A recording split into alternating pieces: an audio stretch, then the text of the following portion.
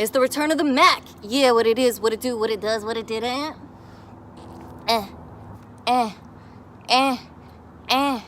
That's right, y'all. That's right, y'all. And it don't stop. And it don't stop on the ones and twos. On the ones and twos. Yeah, we're just gonna kick it on the ones and twos. We kicking it on the ones and twos. What it did, what it didn't, what it did, what it didn't, what it is, does, isn't.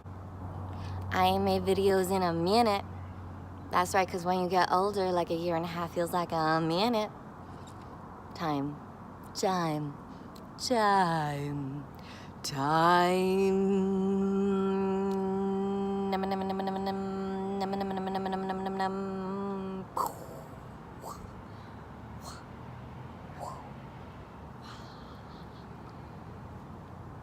That's right. That's right. And I'm even gonna take off my hat because I'm here to talk to you about something that I feel real passionately about, and that is duality in the nature of consciousness. So, let's get started. It's something that people have been saying for a while, that the mind works on a basis of duality. Good, bad, right, wrong, spirit, matter. As more and more people talk, we become aware of more truths. As all these complications are being brought to things like history, there isn't just one history. Right now there isn't even one truth. There isn't even such a thing as a fact, right? All fields of studies coexist simultaneously. It's becoming more and more difficult to reduce things down just to one, to say something like addiction is the cause of only biology, or to say it's the cause of only moral confusion within the individual, or only because of intergenerational issues, or only because of systemic oppression. Our very minds are being pushed to a place where we can either reconcile the multiplicity and simultaneity of realities, levels, dimensions, experiences of different points in the collective, and come to see that paradox is in fact truth, and that truth itself is nuanced and ever-changing. Or we can continue to perceive things through our dualistic mind. And because I've just said an either or, it's a perfect opportunity to put into practice what I'm talking about, and saying that both of these things are going to happen simultaneously. So, you, for example, might have many places in your life where you are perceiving things in terms of duality, in terms of polarity, in terms of this or that, what Kierkegaard talked about as either or. And you probably have places in your life where, because of your experience, your history, whatever it is that you found that changed you, you have come to be able to hold multiple simultaneous and overlapping perspectives of reality and synthesize them into your own complex map of what is. And both of these things just kind of are, right? And so I'm not trying to say that one is better than the other. Things get sticky when we talk about evolution, but I do think this is different in terms of linear time, which is why I'm using that word. And I think really what the difference is for me is whether something is happening consciously or unconsciously, whether you are aware that you are perceiving reality in terms of a dichotomy, or whether you are playing out something unconscious. Because if we are unconsciously perceiving the world in terms of duality and dichotomy, we are most likely, or at least very possibly, playing into a duality where the categories have been set up by somebody else. That could be from our conditioning, it could be from media, it could be from our own unacknowledged negative feelings or positive feelings about things. But regardless, the more that I see how especially individual, relational, and social reality is fundamentally structured by dichotomous and dualistic thinking, it becomes more and more important to me to understand how that delineation between the either and the or are being defined, and by who. Right? If you are living within Christianity, there is good and there is evil, and that has been defined by something else. There is the way and the light, and there is the road to all evil. And if you really do look through your own experience and you decide to believe that, then great.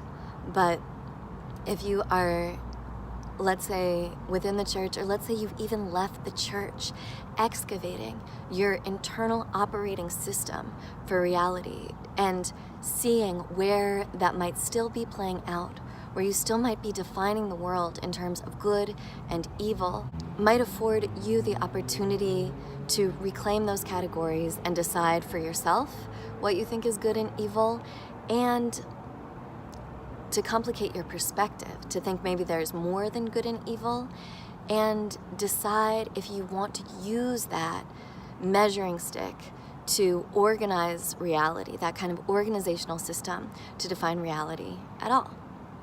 Especially when it comes to other people's behaviors and your own behaviors, you might, want to update yourself. And the other reason why I think this is really important is because the mind craves simplicity and order. And one of the ways that we create simplicity and order is by instating this dualistic thinking. It is potentially much simpler and more organized to move through the world believing that there are continuous rights and wrongs. It might be more simple to move through your experience believing that there is a me and a not me. But I believe that we are being called towards something different.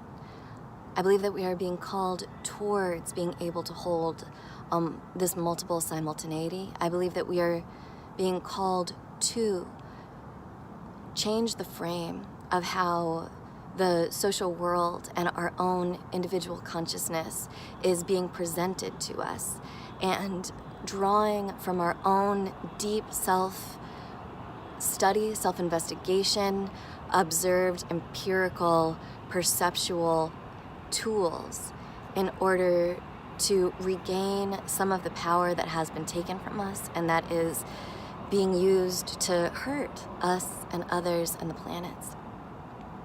Because if the mind organizes reality according to dichotomies and then acts accordingly, whoever is defining those dichotomies is the one who holds the power. So you can see this with, let's say, the election that happened, right? Like for the past few presidential elections in the United States, the vote has swung towards whoever the people believe is anti-establishment, which is confusing because how could George W. Bush be anti-establishment? He's like his blue-blooded, grandfathered into the political system, rich, aristocratic, prep school boy you could possibly imagine, right? But somehow he was able to package himself as a political outsider and foil that against this Democrat opposition. In this most recent election with Donald Trump, when Hillary won the nomination for the Democratic candidate, all these people who had been Bernie supporters transferred over to Trump. And you can say to yourself, that's crazy. Like, how would someone who would vote for this like radical socialist dude all of a sudden want this fucking arrogant, imbecilic asshole? And I think where people on the left made their mistake in understanding the way that the game was being rigged, which means purely understanding the ways in which the dichotomies were being defined to the more central or right-wing population, was that they thought that Bernie wouldn't win because he was too radical on economic policies or that he was too socially progressive. But I think the reason why Bernie had a chance is because even though he'd been in government for a long time, he managed to convey an image of himself that he was outside the system and he was for radical change in the system. And as, whatever as people are, I think there is an intuitive knowing among all the populations, including those who ended up voting for Donald Trump, that the system isn't working for them. And so when the Democratic Party went with Hillary and basically chose the most system representative symbolic person they could, the way that the dichotomy was presented was either status quo, business as usual, or radical change. And that deep inclination, however that feeling is then manipulated by Fox News or propaganda or whoever, that deep inclination that the system isn't working for me led all those people who were going to vote for Bernie to end up voting for Trump. Because maybe suicidal, maybe misguided, maybe completely out of touch with whether Trump really did have their interests in mind or really would be a good leader for the country. The emotional leaning within that either or choice was towards radical change and something different than the status quo, which is why I believe Hillary lost. And all of this is just to say that you can see how incredibly powerful this defining of the categories are. I read this other amazing book, and there's this excellent podcast about it by this woman who studied online forums. And she was saying that back in the day, there was all these kind of like mainly men, mainly white men, mainly poor white men who had spent all this time on the internet in these forums, in these chat rooms. And they were kind of hateful. Like they started off being very against women and very against gay people, and then recently they've become more against race. But what she noticed is that the tendency of these groups wasn't so much actually consciously choosing or hateful towards a particular minority because of something inherent in that minority itself, right? It was more just this young male energy, which, as we all know, is a very volatile energy. And the properties of it were about self-expression, liberation, and entitlement. So basically, in these groups, just the feeling, if you look at the pattern over time, the trends was fuck everyone, fuck everything, everything's kind of against me, and I'm gonna take it down. It's like this anarchist, libertarian, freedom or die, whatever it is, you know? It's like, you don't tell me what to do, basically. You don't tell me what the fuck to do, and only sees its own victimization, right? Only sees like, oh, women are hurting me. People of color have a more bigger up than me, which makes sense because the other thing, in addition to our mind seeing dualism, we are very finely attuned to where we feel less powerful than other people and very much not so attuned to where we might have more power. So you have all these young men on these internet forums and this really volatile energy, and originally it was very anti-establishment. It was saying like it was conspiracy theories and like the banks have us. It was super into cryptocurrency. It was talking about being able to maybe take down the financial institutions, and it started getting its energy behind Occupy. And you just think if there was someone who could hack into the fucking financial institutions and tear that shit down, it would be these guys, right? These fucking like hackers meeting up online in the middle of the night. And just think about like how powerless the systems of this country would be if that happened. You know, you fucking hack Goldman Sachs or whoever, like it's chaos. Or you fuck with the cell phone towers. Everything about how we organize our society collapses. So it was going in that direction. Anonymous was happening. I mean, shit was live, right? There was a moment of real potential volatility in this whole country.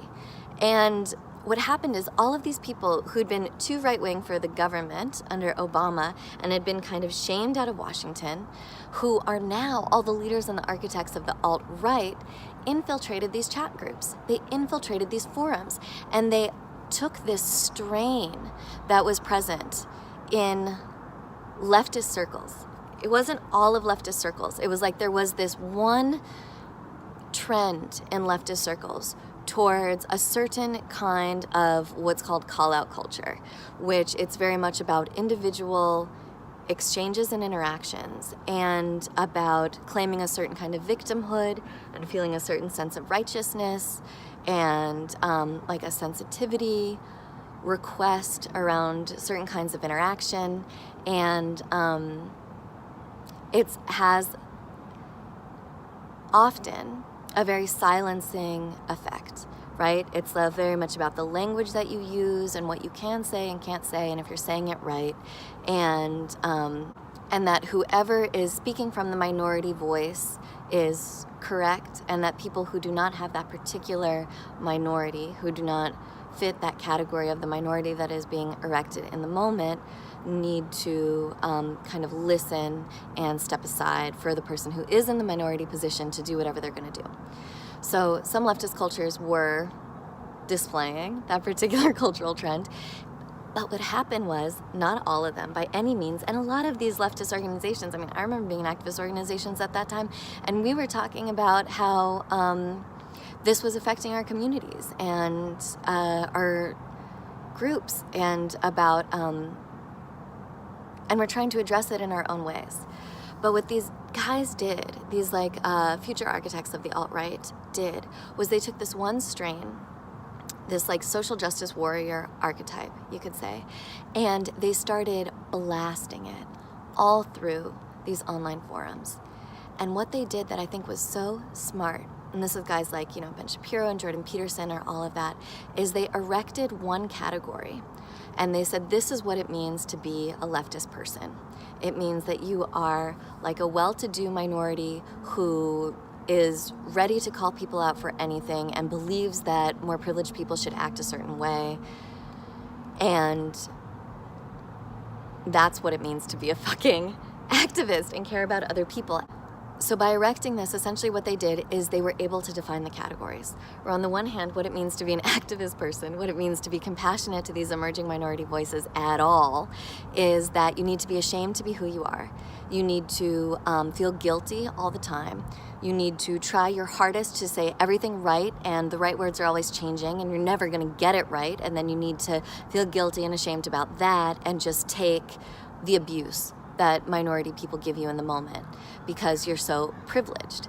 And of course it's saying it to these people where they don't personally feel privileged in their lives. And that's one option. Or what you can be is a right-wing person, and then you get to be proud of who you are and say whatever you want whenever you want, and believe that you are both victimized by minority groups and empowered, and that your power is righteous. That one, you're righteous because you're a victim, because these minority people are out to get you and silence you, and anything you do when you're a victim is right and justified. And somehow it's right and just that you deserve the power, right? That entitlement thing. It's like you deserve to be on top. Men deserve to be on top of women. White people deserve to be on top of minorities. Gender conforming people deserve to be on top of these like weirdo gender queer people. So which would you choose, right? And it took all of this energy. And just to say, I think it's also like that's the, in a kind of twisted way, that's the dichotomy that had been presented to minority people for a very long time, except without choice, right? Like basically, you do have to be silent, you do have to be worried about your behavior. But anyway, regardless.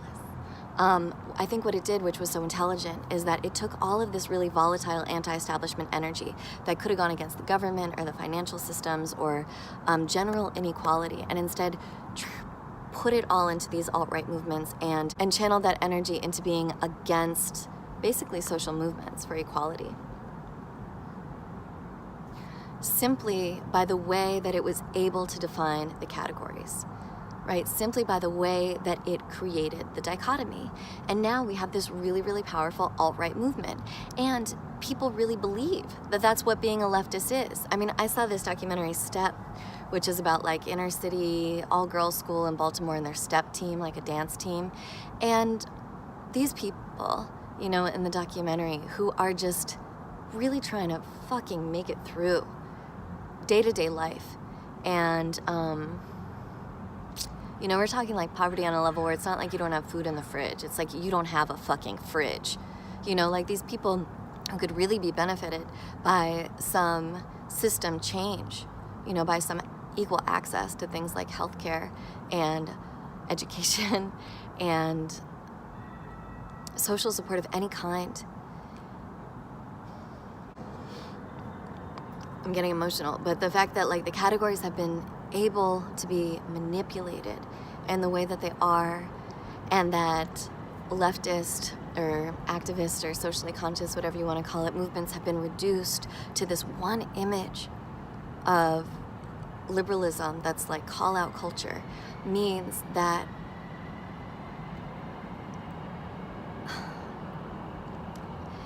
like it makes change like that much harder for those people.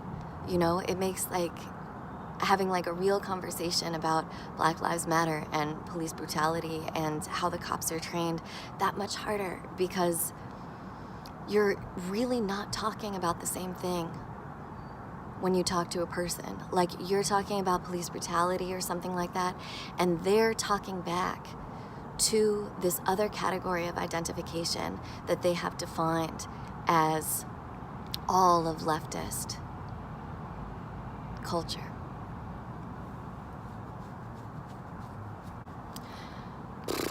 And of course, it also works the other way too, right? Where like in doing that, they've been so successful that now in a lot of activist circles, to be an activist means that you agree with this particular way of interacting around oppression. And even if you don't, it's almost like you need to support your team and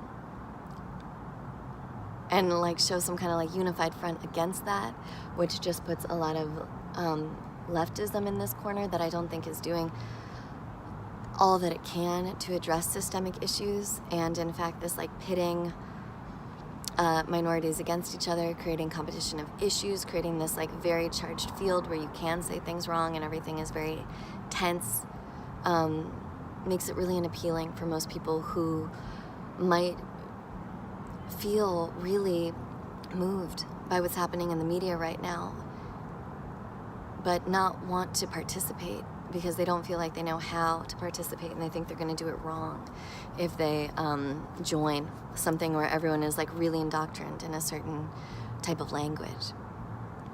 And, you know, of course, it also makes it very hard if you're a leftist to have a real conversation about like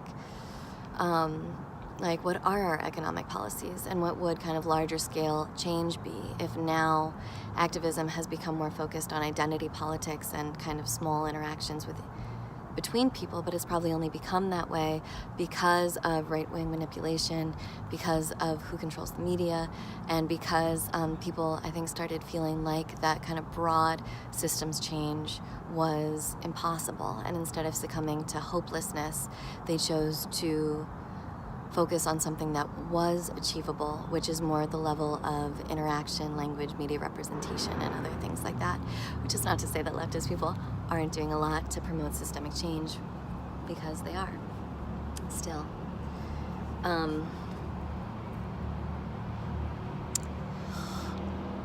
Politics. Anyway, this plays out in areas other than politics as well. Like, I was listening to this Joe Rogan podcast because I think Joe Rogan has like the ear of white American men in this country. And obviously, I think a lot of what change is going to happen also involves young white American men. And Joe Rogan was talking to fucking Neil deGrasse Tyson. And I don't listen to him a lot. Joe Rogan, definitely not Neil deGrasse Tyson, who's like a fucking, I don't know, just... Like, I like that he's representing space and science to the mainstream, but he seems like one of the least mystical people I've ever seen, and that's something that I value when I think about stars and planets and shit like that. So, Neil deGrasse Tyson talking to Joe Rogan, and Joe Rogan's a little out there. There are a lot of different Joes. There's like Macho Joe, who's all about MMA fighting, and then there's like Joe who's like all psychedelic and about DMT and shit. But I do think that if we're going to reduce it to dualism, you could say he has like a more mainstream side and a more fringe side. And I think because he has both, he's kind of trying to garner and play to both audiences. And it's a hard tightrope to walk. It's both why I think it's cool that he is kind of the symbol of masculinity to these white U.S. men at the moment, because he's at an interesting juxtaposition point in terms of a lot of its traditional associations. However, I think that's also what makes it complicated, because yes and no. Right. But anyway, he was talking to Neil deGrasse Tyson, and both of them started talking about how ridiculous astrology is, which is like, number one, I love astrology, stop beating up on my friends.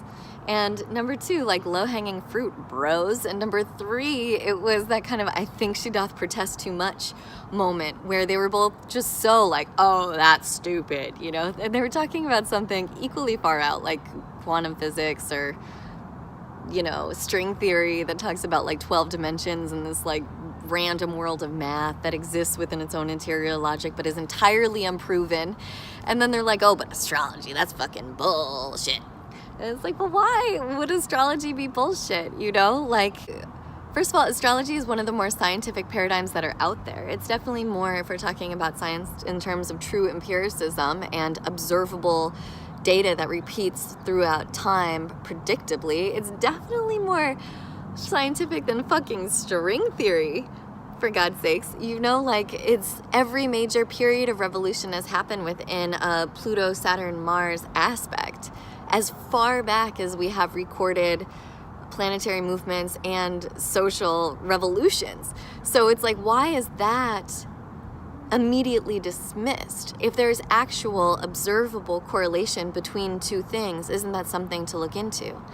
But you could tell what they were doing is that they had erected this dichotomy in their mind. They were functioning on the principles of dualism, where they were trying to say, like, yes, I'm a weirdo, but I'm not that kind of weirdo, right? And science has done this by necessity, right? Like, the whole reason why we're trapped in this fucking scientific materialist cosmology where you can't even study things like fucking near-death experience, and we have to prove so hard that there might be any value in a fucking plant just to not be arrested for it, is because these science people were raging against the church that had too much fucking power, and they won. And they were able to say that anything that is mystical or God-focused or woo-woo is out.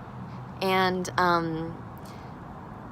you can see in there that science, like the history of science, had to fight their own dualistic battle, and in doing so can still not turn their own scientific paradigm against that type of phenomena or modalities that fit in the other category, right? Like, they're fighting a war for what is science, and astrology has fallen on the wrong line of that war because of the way that they're defining things. And so when Joe and Neil deGrasse Tyson are all like, oh, astrology is bullshit, da-da-da-da-da, really they're in their own process of self-definition according to their association of astrology and their attempt to communicate who they are against who they aren't. Okay, anyway, I've been talking for a really long time. I could talk about this because I think it's really important. And this stuff plays out all the time. It's like, who do I think I am versus who am I actually is a big reason, I think, why we don't see ourselves and why we don't allow ourselves to do different things. And,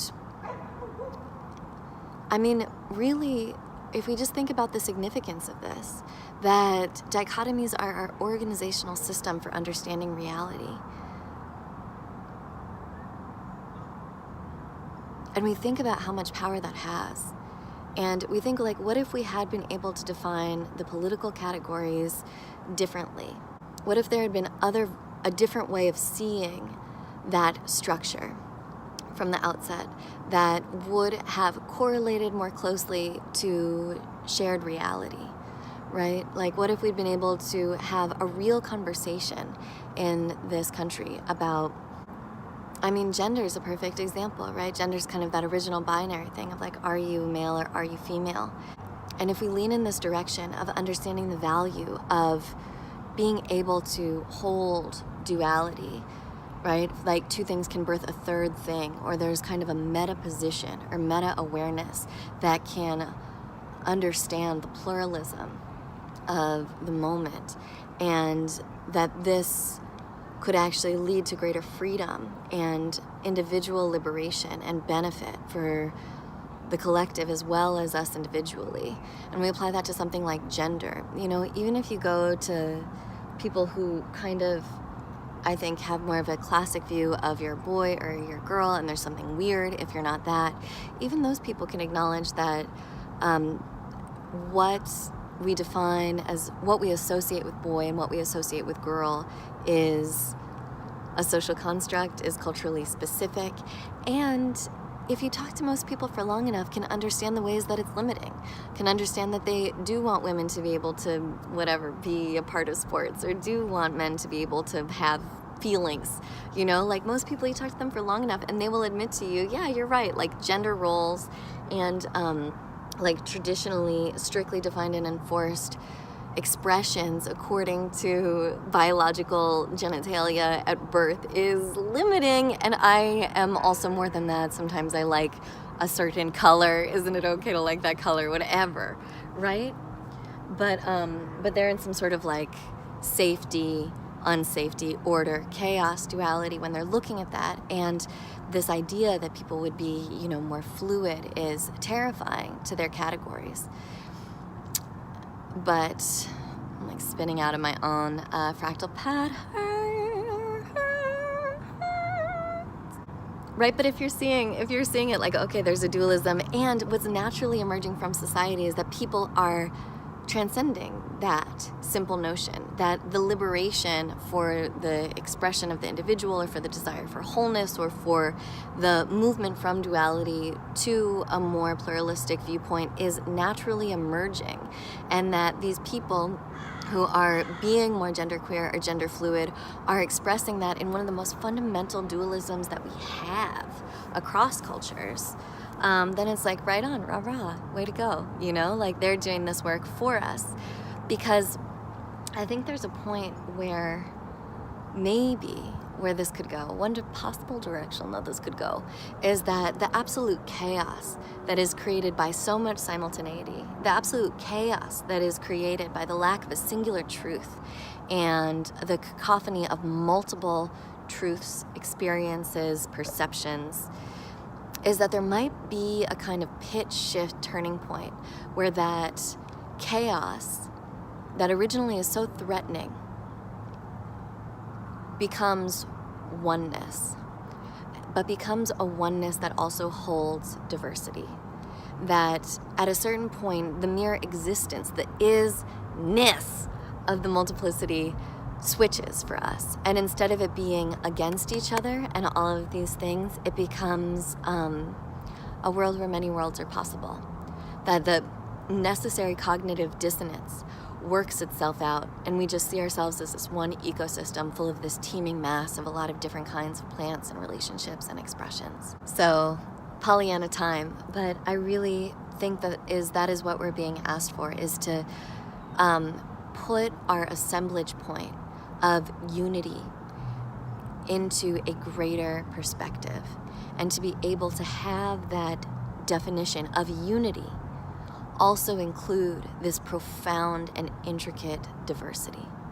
You know, I've spent a lot of time, I think, in the trenches of social justice, of the kind of dialogue across difference work that I'm doing now, working as a therapist, as a personal counselor, as an artist, all of these places where I've been, in one way or another, kind of lobbying for an acceptance of difference or diversity, and for that to be part of the conversation, and to be honored and respected with basic human decency and related to, right? And all sides need to be related to,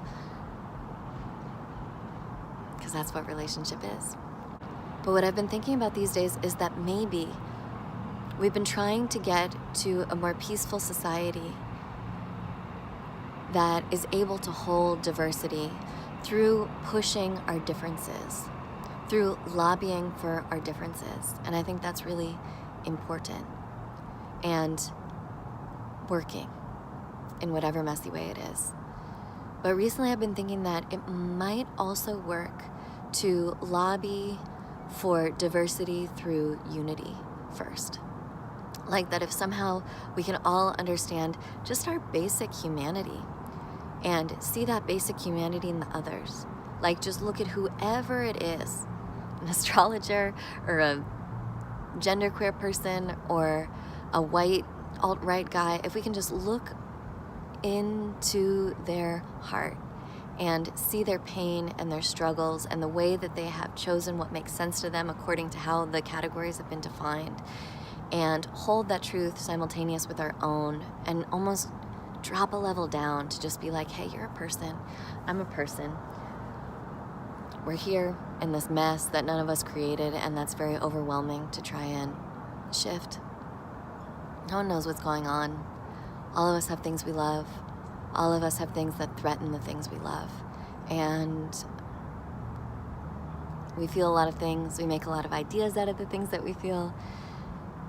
This is me, this is you. We're all here on this earth together. You know, like,